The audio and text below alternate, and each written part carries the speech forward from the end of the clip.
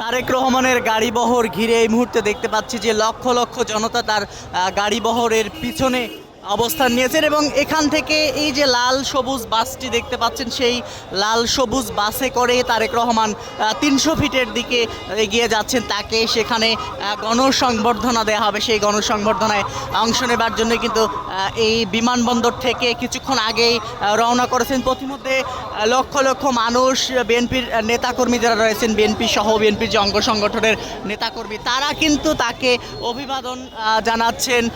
এখানে লক্ষ লক্ষ মানুষ উপস্থিত হয়েছেন তাকে সংবর্ধনা দেবার উদ্দেশ্যে এবং সেখানে গিয়ে সংবর্ধনা শেষে সরাসরি তিনি এভার কেয়ার হাসপাতালে যাবেন এবং এভার কেয়ার হাসপাতালে গিয়ে সেখানে তার মা বেগম খালেদা জিয়া চিকিৎসা নিচ্ছেন, সেখানে তিনি তার মার সঙ্গে দেখা করবেন এবং এরপরে তার বাসার দিকে ফিরে যাবেন।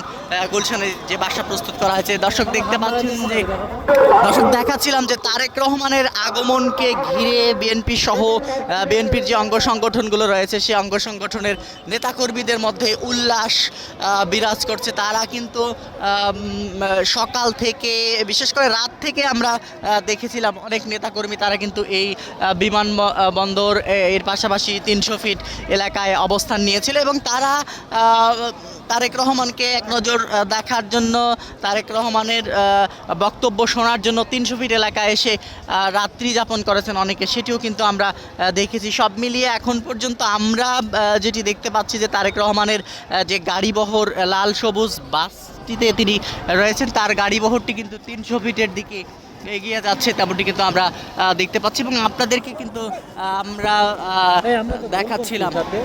দেখাচ্ছিলাম গাড়িবহরের সামনে পিছনে কিন্তু লক্ষ লক্ষ নেতাকর্মী, তারা কিন্তু এখানে তারেক রহমানকে এক নজর দেখার জন্য এসেছেন।